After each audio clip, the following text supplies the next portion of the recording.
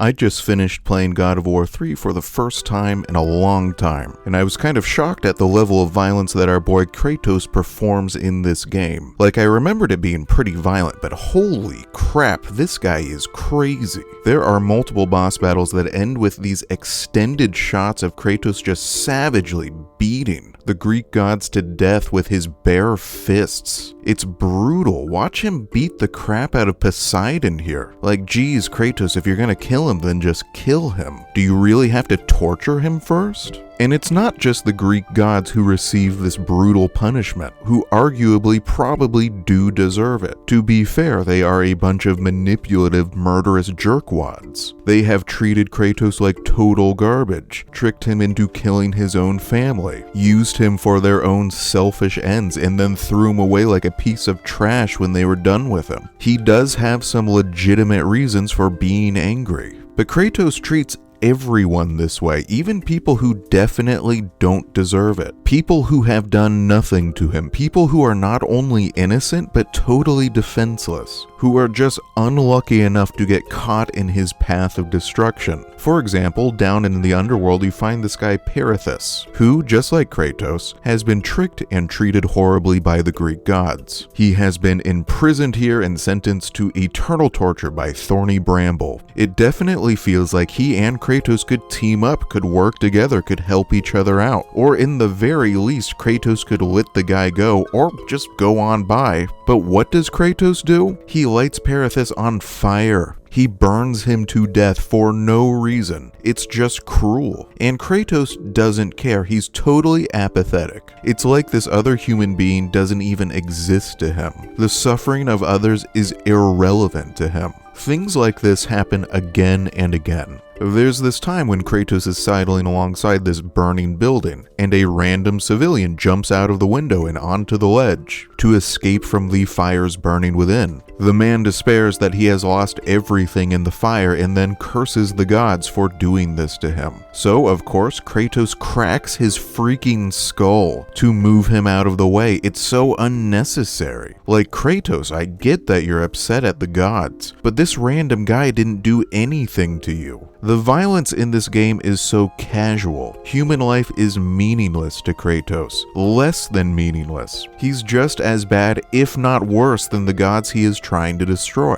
The absolute worst part of the game to me is in Poseidon's chamber. There you find this sex slave who has been chained and locked up. She begs Kratos over and over again, please don't hurt me, please don't kill me, please just leave me alone, while Kratos is savagely shoving her through the halls. It ends with Kratos forcing her to prop up this heavy wheel, which then collapses and crushes her to death. Dude, Kratos, what the fuck, man? What is wrong with you? You could have used anything to prop that up. You didn't have to murder some poor defenseless random woman to do it. A woman who has already been enslaved and abused by the very gods you are seeking vengeance against. At some point, I would like to do an entire essay on the way violence is portrayed in the original trilogy. I think the most interesting question here is, how do the developers want their audience to feel in moments like this? Like, do they want us to feel disgusted by the main character's actions? Or are we meant to be titillated by this violence? Do they want us to feel excited by it? How does the portrayal of violence change from the first game to the third game? And then how does it change again when we get to the Norse mythology games? But that's a subject for a different video. For the purposes of this video, which is a character study of Kratos and how he changed between God of War 3 and God of War 4, all you really need to know is that back in God of War 3, Kratos was really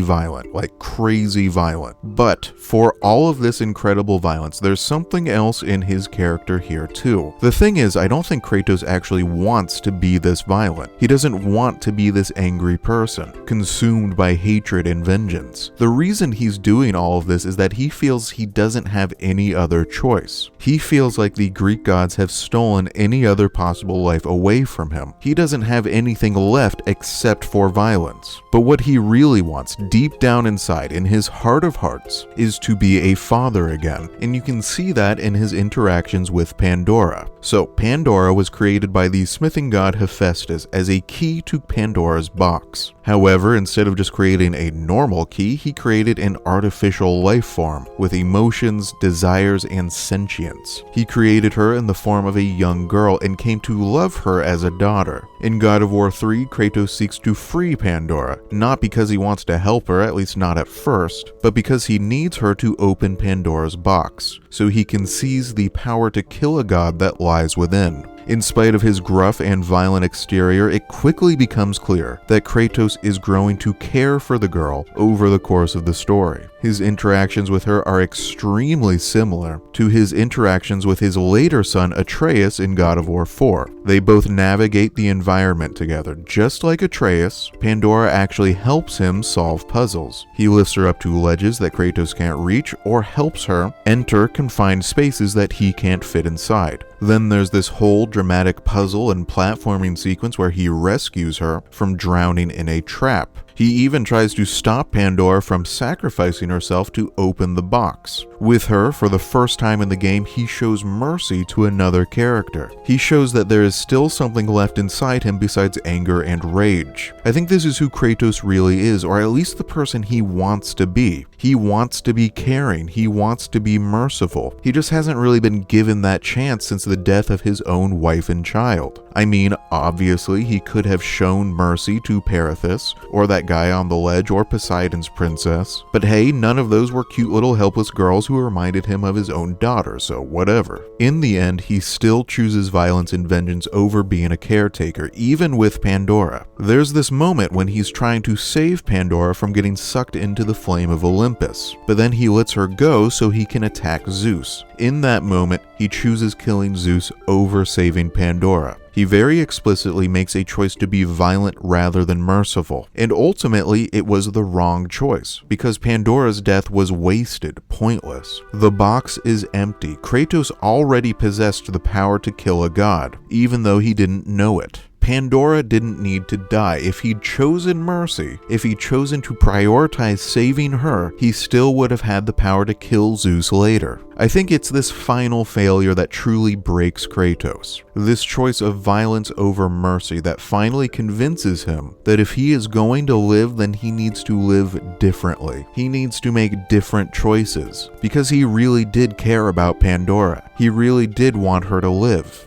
And her death, which is completely his own fault, the fault of his violence and rage, truly hurts him. At the end of God of War 3, the Greek pantheon has been slaughtered and the Greek world destroyed. But there is this quiet note of hope. Hope still lives in the world. There is some small hope that, even after all this death and violence, something better may come in the future. After the credits roll, Kratos disappears off on some lonely journey to realize that hope, to learn to be a better man. And in God of War 4, that faint glimmer of hope has actually been realized. God of War 4 takes place an unknown number of years after the end of God of War 3, at least a couple hundred years later, but maybe much longer than that. The Kratos we see in God of War 4 is a character who is written to be older, to be quieter, someone who is far calmer than before, who controls his emotions, who chooses to show mercy when he can. But that old anger is still lurking inside him, that old rage. He has to fight to control himself, and if he loses control, it won't just be himself who he fails, because he has a son now. And even more than protecting himself from that anger, he needs to protect his son from that anger too. Now I want to watch the very first cutscene in the game, because in this first scene, you can see how he tries to control that anger, and you can see the way he tries to protect his son from it too.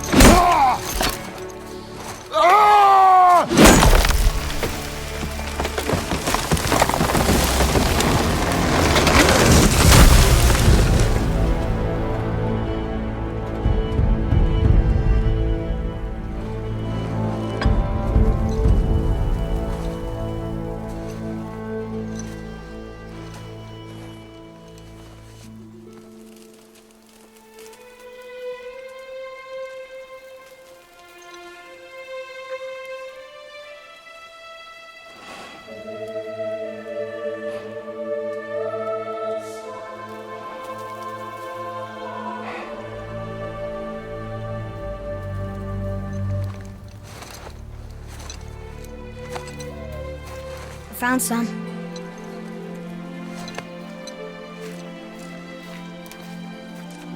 Get in the boat, boy.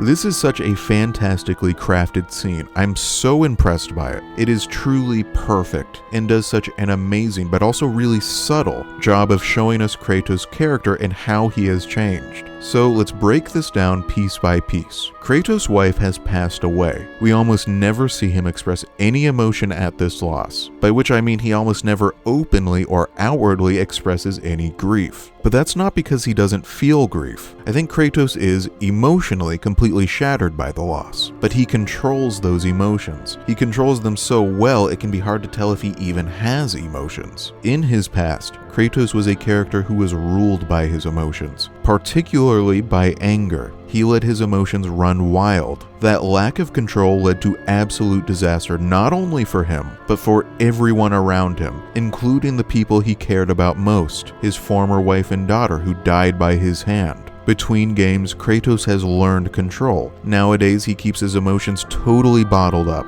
In some ways, I think Kratos is a character who is afraid of his own emotions, afraid of expressing them for fear that if he does, he won't be able to control them anymore, and then his former tragedies will repeat themselves all over again. Except here, in this very first scene, we see that control slip, if only for a moment. The scene begins with Kratos caressing this tree, because that glowing handprint is his wife's handprint. She marked this tree as one she wished to be used in her funeral pyre, and so there is some tiny little bit of her presence lingering on the tree. By being close to it in some small, tiny, distant way, he can still be close to her. And look at the gentleness, the tenderness with which Kratos touches it. Kratos almost never talks about his wife in this game. We barely ever see his feelings for her, except here. In this first scene, we can see it. You can see in his animations here, the way he presses his forehead against the bark, his affection for his wife, that he cared about her, that he still longs for her. Next, he starts chopping down the tree. At first, his swings are controlled, steady, rhythmic. But then he starts putting more and more force into those swings, more emotion. He yells louder and louder, and then he finally screams in anger and tears right through the trunk.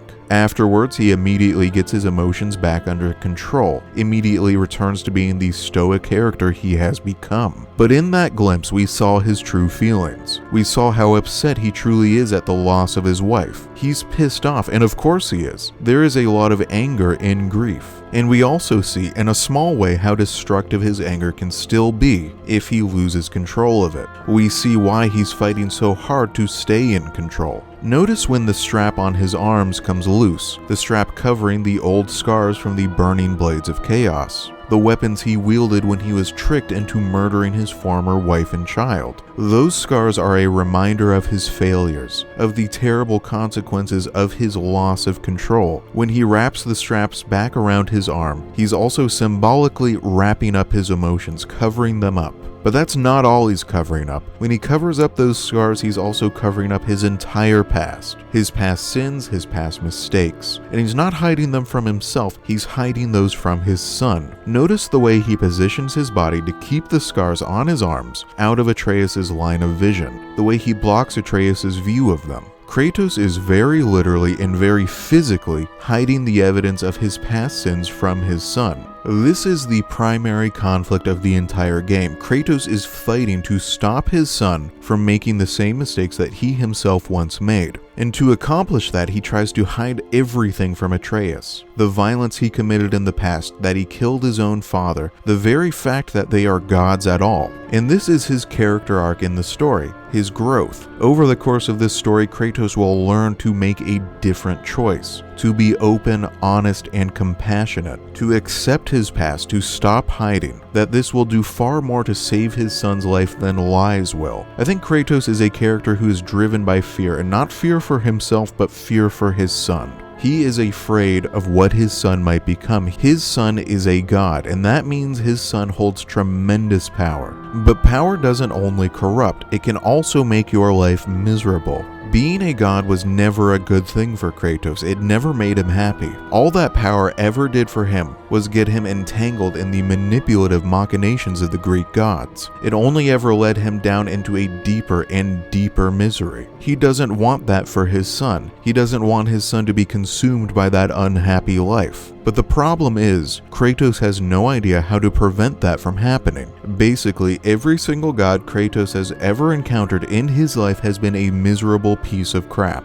They all sucked. They were all caught up in these schemes and manipulations and wars and slaughters. None of them were ever happy. And we see even more examples in God of War 4. Baldur, Magni, and Modi are all miserable, unhappy characters. Of course, the greatest example of all is Kratos himself. No one is more miserable and unhappy than Kratos is in God of War 3. Godhood ruined his life. Kratos doesn't have any examples of happy god role models he can follow in the raising of his own son. He is facing a problem that, at the beginning of the game, simply has no solution. That's why the story of Tyr, the Norse god of war, becomes so important. Tyr is the rare example of a good god. He didn't use his power to start wars, but to stop them. He traveled the world, meeting new peoples, learning new ideas, forging new friendships. His life is proof that a god can be good. Godhood isn't only a curse. Tyr's story gives Kratos hope that his son has a chance. He doesn't have to be that hateful, miserable sort of god that is so common in this series. But at the start of the game, Kratos doesn't know about Tyr, doesn't know if it is even possible for a god to be good and happy. So to solve this problem, Kratos chooses to do nothing. Because nothing is all he can do. He just doesn't deal with the problem. By hiding his past and his godhood from Atreus, he isn't solving the problem, he's just prolonging it. It becomes clear from their dialogue that Kratos and Atreus have never really spent any significant time together before all of this. They didn't have much of a relationship.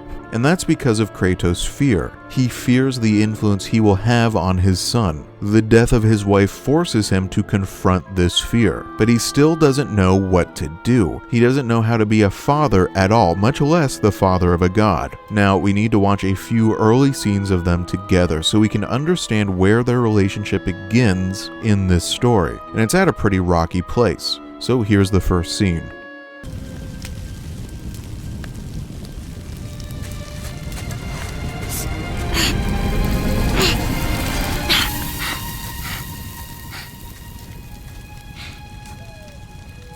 I'm sorry.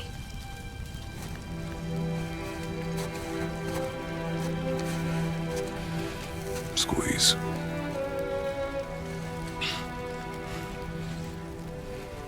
This knife. It was hers. Now it is yours.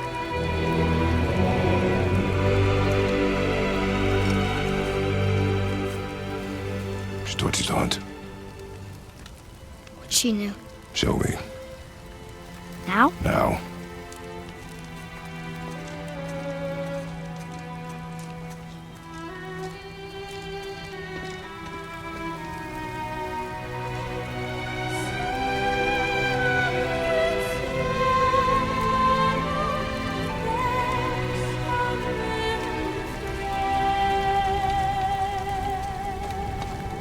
What are we hunting? You are hunting deer. Which way? In the direction of deer. Okay, this way. Kratos is definitely being more than a little bit of an asshole here, but I don't think he quite realizes it. He's not doing it intentionally. This is how he's learned to survive. He doesn't know any other way to live other than being this gruff, demanding, even sort of emotionally callous person. He does demonstrate affection in these small and quiet ways he knows how, by bandaging his son's hand, by gifting him the knife. But Kratos really doesn't know how to grieve, or at least he doesn't know how to allow his son the time and space needed to grieve properly. Atreus' mother's body hasn't even finished burning yet, and already Kratos is demanding that he go hunting. This makes sense for Kratos. He wants to bottle up his emotions. He wants to control his grief. And one way to do that is by distracting himself, by going off and doing something else. And so that's what he has Atreus do. And maybe he even thinks he's helping Atreus by giving him a distraction. Those gruff, unhelpful commands he gives to Atreus here, hunt deer, go in direction of deer, are Kratos mimicking his own upbringing. Kratos wasn't raised in an environment of affection and patience. He was raised in one of the harshest possible environments, as a Spartan warrior, where children were expected to either figure out a way to survive some of the harshest military training in the world or not. There was no time for patience, no place for affection. It was a brutal sink or swim environment. This is the only way he knows how to raise a son, because his own childhood is the only experience with raising children that he has. But in this next scene, we see that as harsh as Kratos is, he is trying to be gentler. There it is! Hold! What are you doing? Now his guard is up. Only fire. Only fire. When I tell you to fire. I'm sorry. Do not be sorry. Be better. Find it.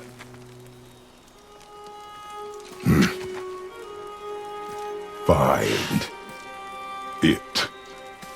Kratos responds to Atreus' failure in probably the exact same way that his own rigid Spartan instructors responded to his failures as a child, with anger and impatience. Get it right the first time, don't be sorry, be better, and be better right now, or I'm gonna treat you like you're a worthless piece of crap. But you can also hear Kratos catch himself. He starts out by shouting, but then realizes what he's doing, the effect his words are having on his son, and then he lowers the volume of his voice. He's not exactly speaking gently, but at least he isn't shouting anymore. Kratos is a deeply flawed character in this game. He would be a really hard guy to have as your father. He doesn't really know how to do this, but he is trying. He's trying to be more patient. He's trying to control his emotions. He's trying not to treat his son as harshly as he was treated. He's not totally succeeding, not yet. He still has a lot of growing left to do, but we can definitely see that he's trying to be a better father. And just that attempt already makes him a kind of character worth admiring.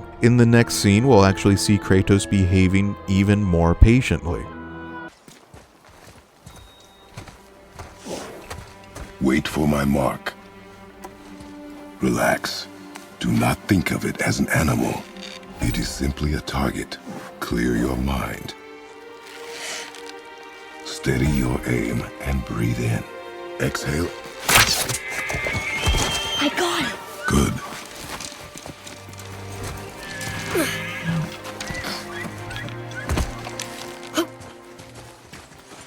It's still alive.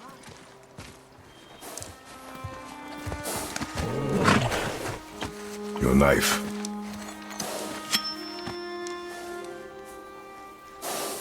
No. Finish what you started.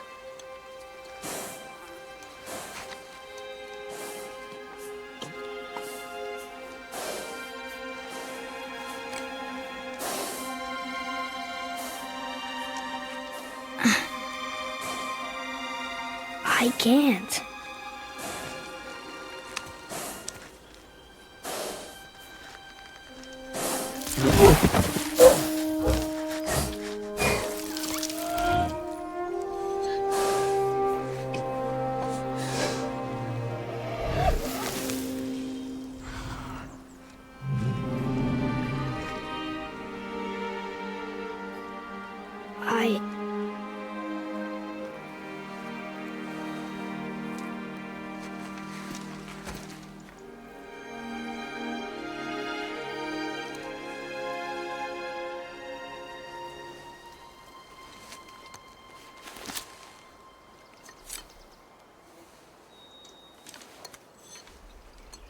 This time, instead of shouting, Kratos speaks gently, softly. He offers instructions without making demands. Already he's doing a much better job at this. He still pushes really hard. When Atreus struggles to finish the kill, he doesn't let his son off. He doesn't stop pushing him to do what has to be done. But he also doesn't shout this time. He doesn't come in charging, yelling, "What are you doing? You suck! You're so bad at this." Instead, he is patient, and because of his patience, his son accomplishes this task. But we also see how much further he has to go. Kratos wants to comfort his son here. We see Kratos about to touch his son's back, then hesitate. This is him attempting to make that emotional connection and then failing. Kratos doesn't know how to be that affectionate father. He doesn't know how to show affection. In these 3 scenes that we watch together, we see that Kratos definitely has the potential to be a really good father. He is struggling, he's making mistakes, but he's getting better too. But the problem is that Kratos is not an ordinary father of an ordinary son. He is a god, and he is the father of a god.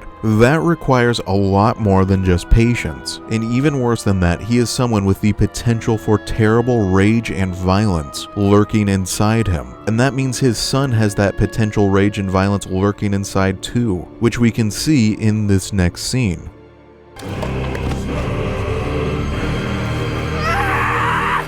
That's what you get! Boy, Think I'm afraid of you! You're nothing to me! boy, look at me! Look at me, boy! Boy, look at me! We did it.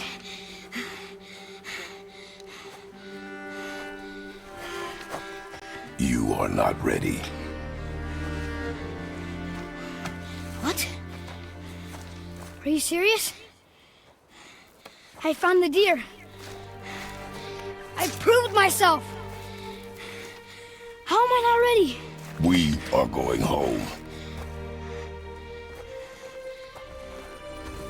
I haven't been sick in a long time. I can do this. You are not ready.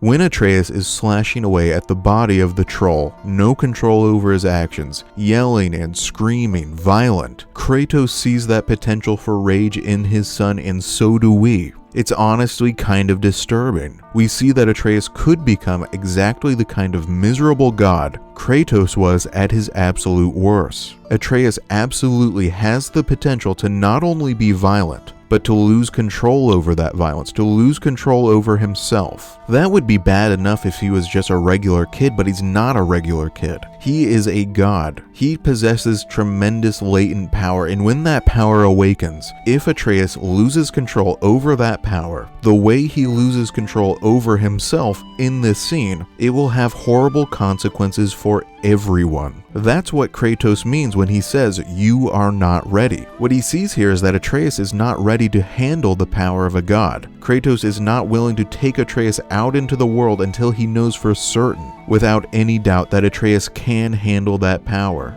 But he can't explain that to Atreus, because Atreus doesn't even know that he is a god. So instead, all Kratos can do is say, "You're not ready," without saying why, which of course infuriates Atreus, just as it would infuriate anyone to be judged by standards that aren't even being properly explained, which only makes him angrier, which makes him lose more control, which makes the problem worse. We, the audience, can see that Kratos' actions are going to lead to the exact disaster he's trying to prevent. Because of his unwillingness to be honest, he and his son are trapped in a cycle of resentment and bitterness, where neither of them understands the other. Of course, Laufey, Atreus' mother, foresaw all of this. She foresaw that Kratos and Atreus needed to leave home in order to grow and learn together, that if they remained inside her Jotun protection stave forever, it would only be incubating another godly tragedy. So in marking trees to be used for her funeral pyre, she marked trees that, when cut down, would break that protection stave, thus opening Kratos and Atreus to the breach by Baldur.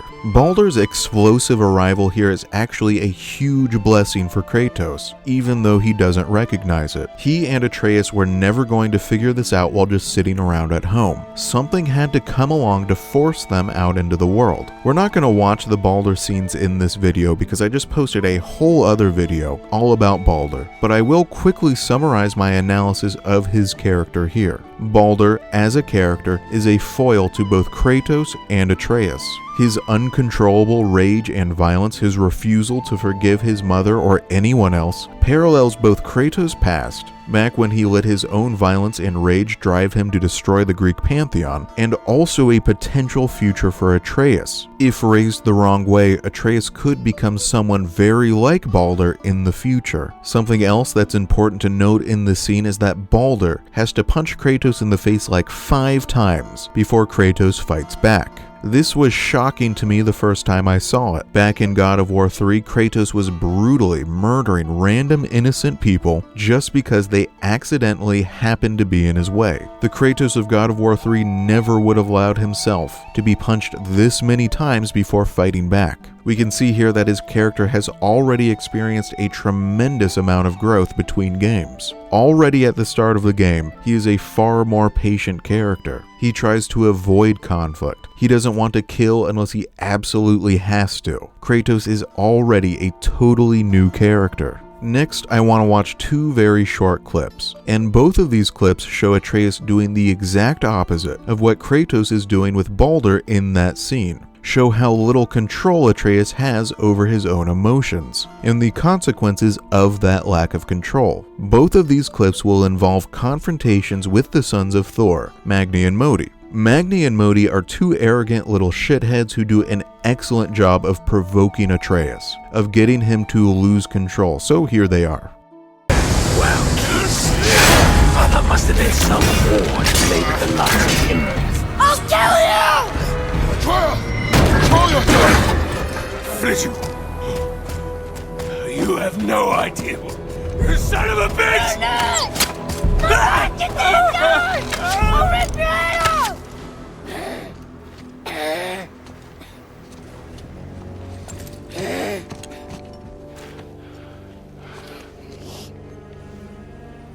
Sickness. Fever has returned. No! It hasn't. Roy! The coffin, the blood. The boy's sick, he needs Freya. No! Steady. I'll be alright. There you go, lad. I'm fine, see?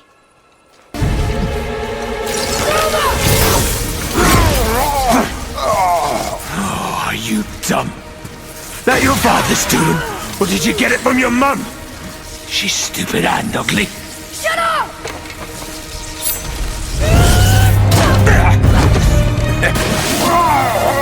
You don't know anything about my mother. Oh, it's true. But I'm gonna get to know you really well. You're gonna be my new brother. Right after I finish killing your father!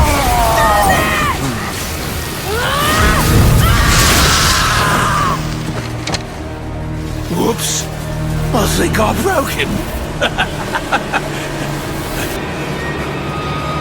Brother, the boy. Atreus.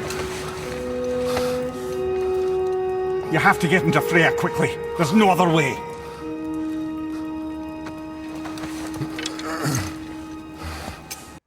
In these scenes, we see that total lack of control that Kratos is so afraid of. Atreus cannot control his emotions, and particularly cannot control his anger, just like his father back in his darkest days. Magni and Modi barely have to poke at him at all to get him to lose his cool. All they do is a handful of weak, "oh, your mother's so dumb" type of jokes, and Atreus loses his mind. Of course, his mother is a sensitive spot for him, which Magni and Modi immediately pick up and exploit to great effect. Can you imagine if Atreus' godly powers awakened when he still had this little control over his anger? How frightening that would be, how destructive Atreus could be. But Atreus is also sick. He has this latent illness, currently in remission, but threatening to break out again at any moment, which is what happens at the end of that scene with Modi. Overstressed, in a terrible rage, Atreus' sickness overwhelms him. And I'm going to discuss this sickness and its role in the story more thoroughly in just a second, but first I want to watch one more scene.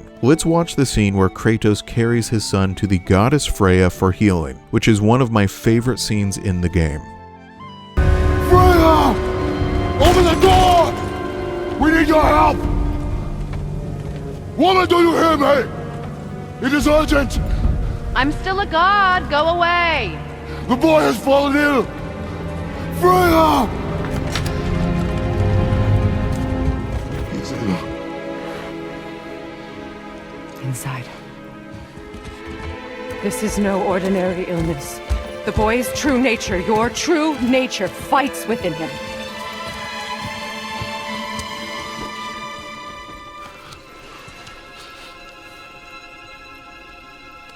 I did this to him. Will you help me? Of course. There is a rare ingredient found only in Helheim. The keeper that protects the Bridge of the Damned. I need its heart. Hell. The realm of the dead. Do you know it? Not this one. It is a land of unyielding cold. Fires cannot burn there, and no magic in all the 9 realms can create a blaze. As for the dead, your frost axe will be useless. You'll need to find something else. Then I must return home. Dig up a past I swore would stay buried. Who you were before doesn't matter. This boy is not your past, he is your son. And he needs his father. Instead of thinking of this as a literal illness, you should think of it as a literary device. This is an artificial plot device designed by the writers to push their characters in a certain direction. The writers needed some way to force Kratos to reckon with his choice, to hide the fact of their godhood from his son. The writers could have accomplished this in any of a dozen different ways, but they chose this sickness. Atreus not knowing that he is a god is literally, physically making him sick.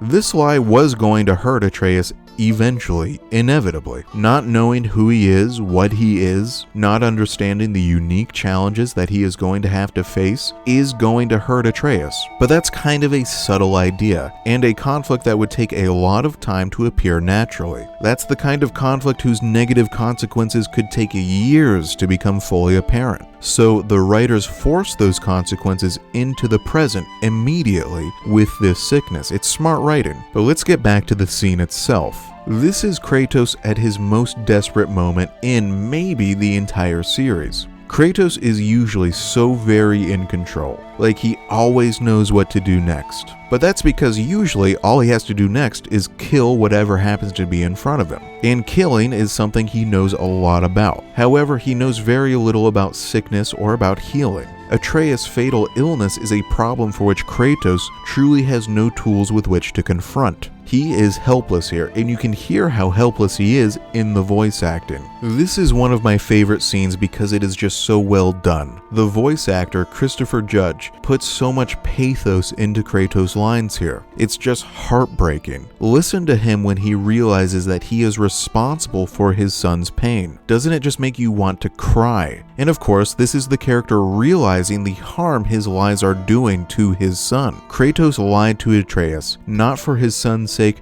but to protect himself. Kratos was too afraid to deal with the fact that his son was a god, too afraid to deal with his own past, so he hid them. Once again, Kratos is realizing that his actions and choices have hurt the person he cares about most. There is a what have I done quality to this scene. I also absolutely love the delivery of the line when he asks her for help, along with the fantastic facial animations, which are just perfect. Look at how pitiful the expression on Kratos' face is here. He's like a wounded puppy. It makes me want to cry every time I see it. This is one of the few times in the series when Kratos asks someone else for help, because he has to. As I discussed before, he has no tools with which to confront this. He can't heal Atreus on his own. That's why he has to go to Freya for help. Freya's character is beautiful in this scene. She is immediately willing to help as soon as she learns that Atreus is sick, and she doesn't ask for anything in return. This moment forges a deep bond between Kratos and Freya that, even after getting pretty seriously strained, after he kills Baldur, is never actually broken.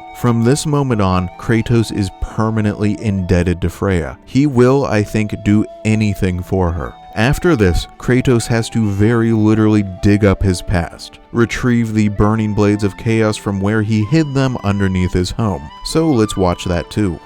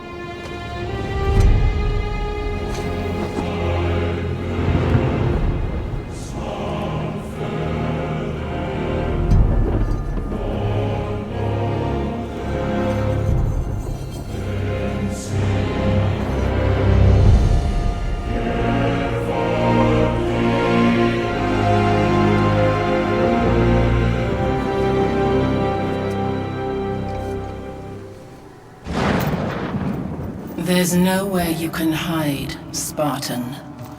Put as much distance between you and the truth as you want.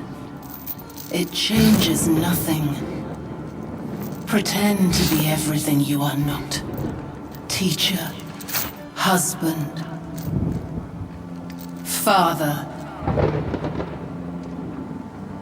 But there is one unavoidable truth you will never escape. You cannot change. You will always be a monster. I know. But I am your monster no longer. This game began with Kratos metaphorically covering up his past by visually covering up his arms with those straps. Now we've reached a point where he is metaphorically uncovering his past, even sort of putting that past boldly on display for anyone to see by re-equipping the Blades of Chaos. And look how strongly the touch of these blades affects him. Look at the way his hands and arms shake. He never wanted to wield these weapons again. He never wanted to face his past again. He wanted to put it all behind him, hide it forever. But of course, that was never going to be possible. Our pasts are as much a part of ourselves as our very bones. You cannot get rid of your past. This should be a really exciting moment for fans. Our favorite character donning his classic weapons from the first game in the series. In any other game, this would be a moment full of fan service. We'd be all like, woohoo, he's putting the swords back on, oh yeah, alright! But instead, the way this scene is written and presented, you can feel how much Kratos doesn't want to do this, how much it hurts him to wield these blades again, and as a result, it's not an exciting moment. It's not a moment full of fan service. Instead, it feels almost tragic. These are the Blades of Chaos, forged in the fires of the underworld. When Kratos pledged himself to the service of the Greek gods, he was very literally bound by the chains of these blades. They are magical blades that could not be removed until the wielder's time of service ended. In this way, the chains of the blades are a very literal representation of the way Kratos was chained by the Greek gods, the way he was used by them, manipulated by them. But for Kratos, they represent a lot more than that, because these are the blades he wielded when he unknowingly killed his own wife and daughter. For him, these weapons represent the darkest time of his life, when he was an unthinking, wrathful, murderous slave of Ares, the Greek god of war. However, for Atreus, to save his son's life, Kratos is willing to wield these terrible blades again, willing to confront his ugly past. That he equips these at all really shows just how much he loves his son, how far he is willing to go for Atreus. Next, let's examine his confrontation with Athena. I don't think it matters, from a writing perspective, whether this really is Athena's spirit reappearing before him again after all these years to taunt him, to further punish him for his crimes against the gods, or whether this is just a hallucination, a personification of his own guilt, a way for him to be confronted by that guilt. Emotionally, the impact is the same either way. I've always thought thought that Athena is the true villain of the original trilogy. She is the ultimate manipulator. It was with her explicit aid and motivation that Kratos was able to slaughter the Greek pantheon. For Kratos, Athena, not Zeus, represents the worst of the gods. The way they scheme, the way they manipulate, the way they trick and obfuscate. It's significant that Kratos doesn't deny being a monster. That is how he views himself, his self-perception. But nowadays, he is at least his own monster. His monstrous acts no longer serve some selfish god's schemes. If he is a monster, it will be for his son's sake. He will don the weapons and visage of a monster if it means saving his son's life. Next, let's fast forward to when Atreus is healed.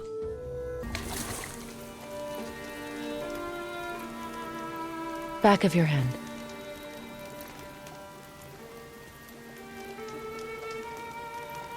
He is still ill. I can break the fever, but to heal... He must know the truth of what he is. Yes. It is not so simple. Help me prop him up.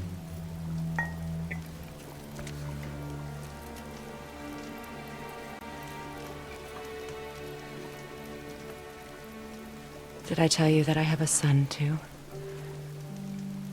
It's been forever since I last saw him. At his birth, the runes foretold a needless death.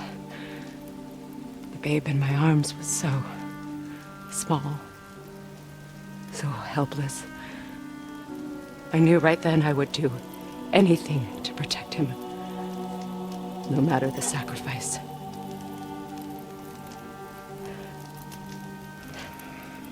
Of course, everything I did for myself. I let my needs, my fears, come before what he needed. And I couldn't see his resentment until it was too late. Don't make the same mistake. Have faith in him. I know the truth isn't simple, but nothing is when it involves your child.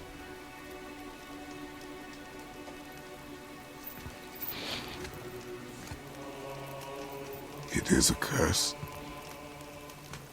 The boy has been cursed. This scene begins with Kratos being very subtly confronted with how little he knows about how to care for his sick son, and by extension, how to be a caretaker at all. It's a really small moment and easy to miss. When Kratos first walks in, he touches his son's forehead, as if to check for fever, and Freya has to tell him, no, use the back of your hand. And she is correct, this is a common method for checking for fever if you don't have access to a thermometer. The back of the hand is naturally far cooler than the palm of the hand, and so easier to tell if someone's head feels feverish. That Kratos is unaware of something even this simple is meant to represent how little he knows about being a caretaker. For all he knows about combat, about survival, about self-control, he doesn't know very much at all about taking care of a sick child. He is so unprepared for fatherhood. He has so much left to learn. In this scene, Kratos is also confronted by the selfishness of his decisions. Freya makes it very clear, you chose to hide your past from your son to protect yourself. If you really care about him, you will do what's right for him, not what's right for you. If you really care about him, you will tell him the truth. The parallel between her own relationship with Baldur and Kratos' relationship with Atreus is also made very clear. Freya once made a selfish choice. In the name of protecting her son, she was really only protecting herself. In protecting Baldur from death, she was actually just protecting herself from having to deal with his death, not allowing him to make his own choice. That selfishness led to absolute disaster. Her selfish choices, at least partially, led to Baldur being as resentful and angry as he is today. If Kratos wants to stop Atreus from ending up the same way, which is of course the main conflict of this entire story, he needs to stop being so selfish. Next, listen to the way Kratos says, "It is a curse. The boy has been cursed." Again, fantastic delivery by Christopher Judge. He puts so much emotion into that line. The curse Kratos speaks of here is godhood itself. Kratos believes that being a god is a curse. This is a fascinating inversion of expectations. Most of us would think of godhood as being pretty awesome. Eternal life, tons of power, get to do whatever you want, sounds pretty nice. But as we've already discussed in detail in this essay, that hasn't been Kratos' experience of godhood, or for basically any other god in the series. Being a god in the God of War series sucks. The classic line is that with great power comes great responsibility, but God of War's version of that line would be something like, with great power comes great tragedy, great consequences. The more power you have, the more power you have to destroy, and not just everything around you, but to destroy yourself. Kratos believes that just by bringing Atreus into this world, he has cursed his son. Just by being born, his son has been destined to a life of tragedy. He loves his son so much, but he still has no clue how to prevent that terrible future from coming true. Next, let's watch the scene where Kratos reveals the truth to Atreus. I know you overheard my talk with Freya. You think you understand, but you do not.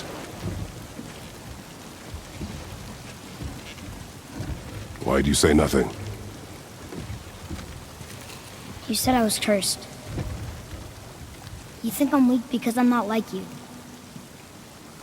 I know I was never what you wanted. But after all this, I thought maybe things were different. You do not know everything, boy. No. But at least I know the truth now. The truth. The truth. I am a god, boy. From another land far from here. When I came to these shores, I chose to live as a man. But the truth is, I was born a god, and so were you.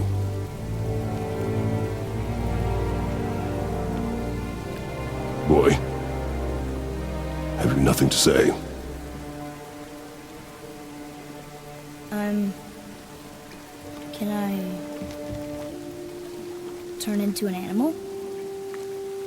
Can you turn into an animal? No. No, I do not think so. I'm a god. Mother knew? She was a god too? No. She was mortal, but she knew my true nature. I'm a god. Why did you wait so long to tell me?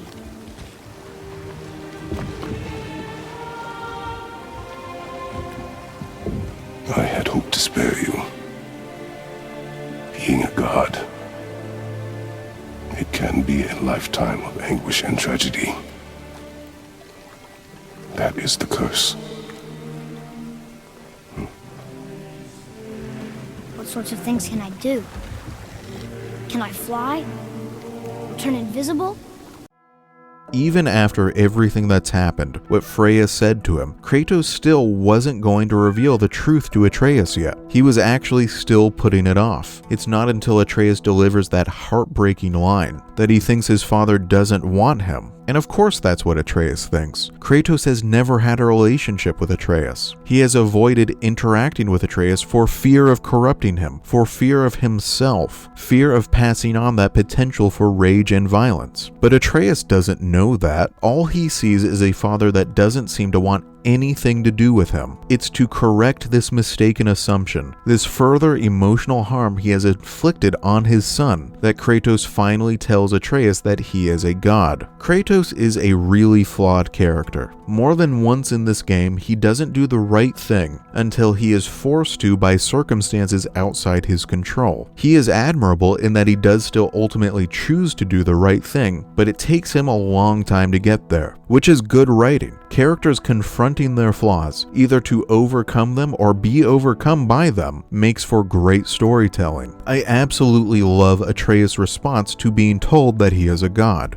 Atreus is written to act and speak so maturely in this game that sometimes it's easy to forget that he's still a child, which is what you see here. His first response is, "Oh sweet, can I turn into an animal?" It's such a classic goofy little kid sort of question. It also demonstrates a totally different perception of godhood. For Kratos, being a god is this terrible, awful, weighty affliction. But for Atreus, godhood could be fun. You could get to turn into an animal. That's why Kratos seems so surprised by Atreus' question. He's completely forgotten that there is a potential good side to being a god. It's also pretty funny that he answers by saying no. Obviously, we all know now that Atreus definitely can turn into an animal. However, this good side of being a god doesn't last for long. Immediately, all of Kratos' worst fears about Atreus learning that he is a god begin to come true. Atreus begins to lose his compassion, his friendliness, his desire to help others. He learns that he can do whatever he wants, that he can get away with being selfish and unkind, so that's exactly what he does. This is the curse that Kratos was speaking about, the corrupting power of being a god. The most dramatic example of this godly corruption appears when Atreus murders Modi, when Atreus, as a god, callously wields the power over life and death, chooses to kill an enemy who is already beaten, who poses no threat, for no reason other than petty revenge for childish insults. At that moment, Atreus even says, "We're gods, that means we can do whatever we want." But that's not the scene we're going to watch. Instead, we're going to watch this scene where Atreus berates Sindri,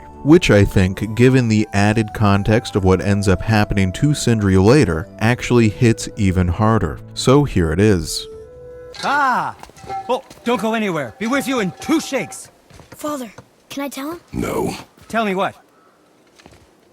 Did you put this wheel in your mouth? Oh, God. I'll vomit. I'm not kidding. I'll throw up on it. It is nothing. A family matter. Oh. Oh. I can tell you a thing or two about family matters. Let me guess. Your brother isn't as talented as you, and his work is junk. Those things are accurate. Your point? It's all you ever talk about, over and over. Do something about it or shut up already. I see. Yeah! We're sick of hearing about little people's little problems!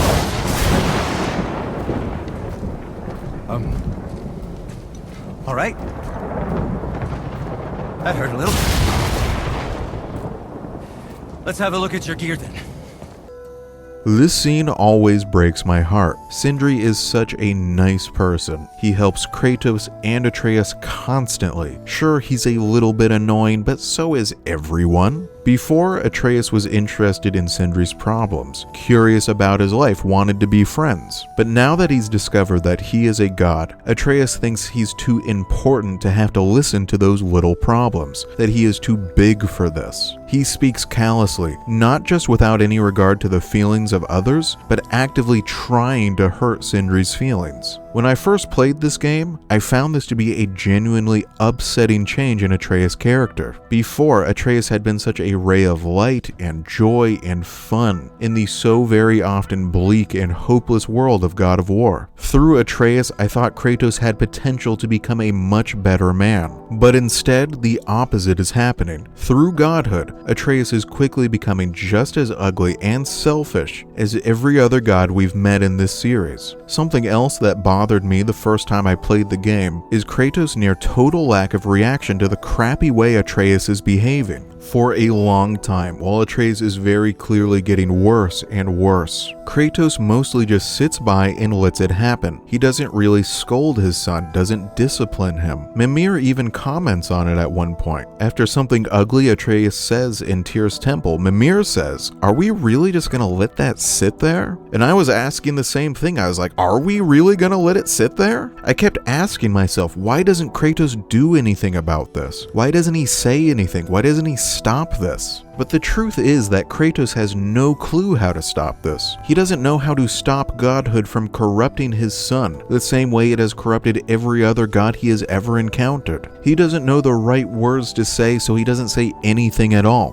Kratos is a flawed character. Just like he didn't know how to deal with Atreus' illness, he also doesn't know how to deal with Atreus' corruption. Except this time, he can't just bring the kid to Freya and beg her to fix the problem for him. This time, he has to figure it out for himself. Next, let's watch the scene where Kratos finally puts his foot down. You will listen to me and not speak a word. I am your father, and you, boy, are not yourself. You are too quick to temper. You are rash, insubordinate, and out of control. This will not stand.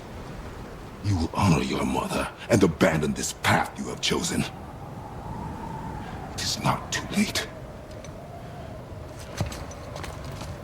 This discussion is far from over. We are here because of you, boy. Never forget that.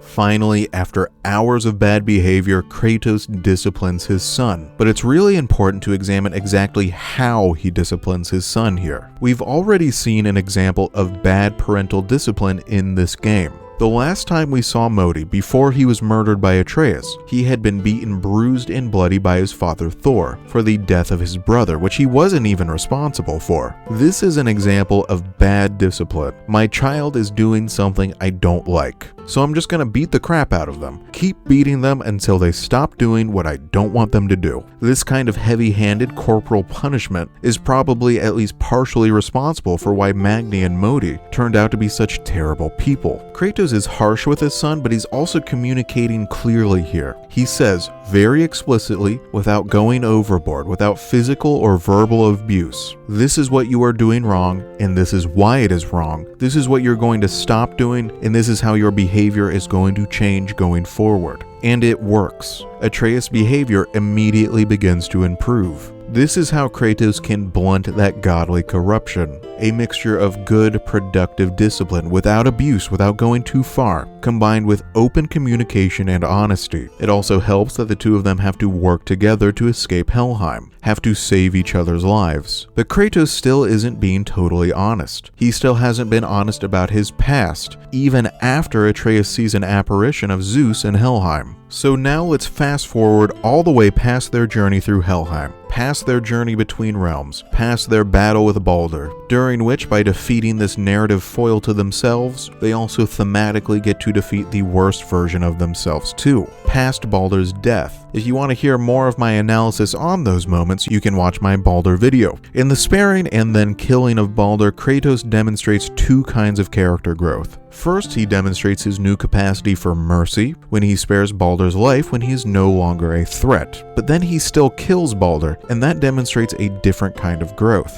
He gives Baldur the chance to be better, to make a better choice, and when Baldur refuses that chance, that's when Kratos actually kills him. Not for vengeance, not out of anger. This is a controlled decision. This is a decision made calmly to save lives, to make a better world. This is Kratos learning what kind of man he wants to be, what kind of god, how he wants to use his power. Kratos will always excel in violence. He will always be a fighter. He can't change that about himself, but he can change how he uses that violence. And in this moment, when he kills Baldur to protect Freya, that is him choosing to use violence for good, violence to destroy evil, to protect people worth protecting. It is a far more controlled form of violence than we've seen him employ in the past. This is violence as a scalpel rather than violence as a megaton hammer. Next, let's watch the scene where Kratos displays one last surge of character growth, when he finally stops hiding and chooses to be fully honest with his son.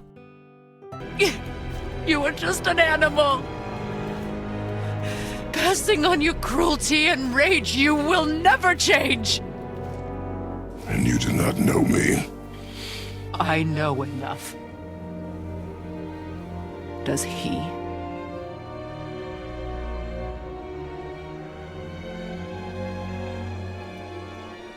Boy, listen close. I am from a land called Sparta. I made a deal with the god that cost me my soul. I killed many who were deserving, and many who were not.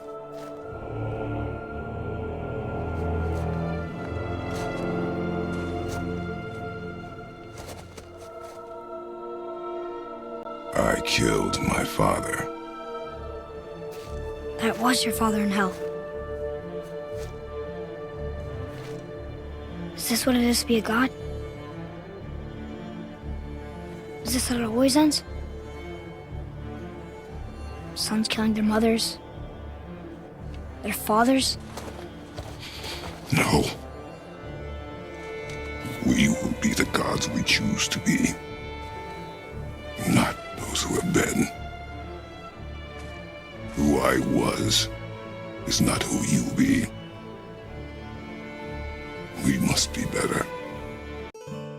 This is an extraordinary moment for his character. This is the moment when he defeats the final boss of the game. Except this time, the final boss isn't some big scary evil god like Ares or Zeus. This time, the final boss is his own flaws, his own inability to confront his past, to be honest about his past mistakes. In this moment, he overcomes that. He grows as a character. He becomes a truly better man. It's inspiring stuff. It's so fascinating that at this moment of change, the greatest change he has ever undergone as a character, he is accused by the mourning Freya of being incapable of change. It's another one of these inversions of expectations. You would expect when Kratos finally succeeds and changes that he would be celebrated for it, that other characters would recognize and understand that change, but that's not what happens. Instead, because that character growth involved the death of her son, Freya views him as a monster. It complicates the moment in such a compelling way. As the audience, you get to feel excited for Kratos that he is growing, but that excitement is marred by the tragedy that has just taken place. A mother watching her son die right before her eyes. The writing in this game is so good. This isn't just good writing for a video game, even most books I read aren't this well written. Kratos' line here, "I killed many who were not deserving," is a little bit of an understatement. The game kind of presents it as if killing his father was his worst sin, and maybe in the context of a story about fatherhood and raising a son, especially a son he has been in conflict with at certain points during this story, that is the most important reveal. But to be frank, Zeus was an asshole. Zeus was one of those who deserved killing. It's the killing of people like Perithous or that man on the burning ledge or Poseidon's princess that I would like to see Kratos reckon with. If I have any criticism of this game's story, that would be it. I would much rather see Kratos emotionally grapple with the killing of so many innocent lives, rather than spend so much time grappling with the killing of his father, which doesn't feel like as big of a deal to me. Moving on, the key here is choice. They can choose to be better. At the start of the story, I don't think Kratos believed that he or his son really did have a choice. He thought that they were cursed by godhood, that it was inevitable that his son would live the same life of tragedy and violence as every other god in the series. But here at the end, he's realized that there is a choice, that they can be better. They can choose to be merciful and unselfish, but they have to be aware of that choice first. They have to fight against their worst selves. They have to fight against that pull towards selfishness and abuse of power. It's not something they can solve in a single day, a single journey, a single choice. They have to keep making the right choice every day for the rest of their lives. This is a conflict that will never be over. They will always be at risk of making the wrong choice again. But at least now, Kratos knows that there is a choice, and so does his son. Moving forward, the boys finally reach Jotunheim. Kratos gives Atreus his mother's ashes to carry on this final leg of their journey, which is a really touching moment, demonstrating how much more he trusts his son now than he did back at the start. Inside the mountain, they discover that the giants prophesied their entire journey. And not just the giants, but Atreus' mother too, because she was a giant. She set up this entire journey for them both to be able to grow, to both become the better gods they needed to be. Kratos realizes that Baldur was looking for her, not for him. And more importantly than that, he realizes that in some small way, Lefay was with them all along throughout the entire journey, because this was a journey she foresaw, that she prepared.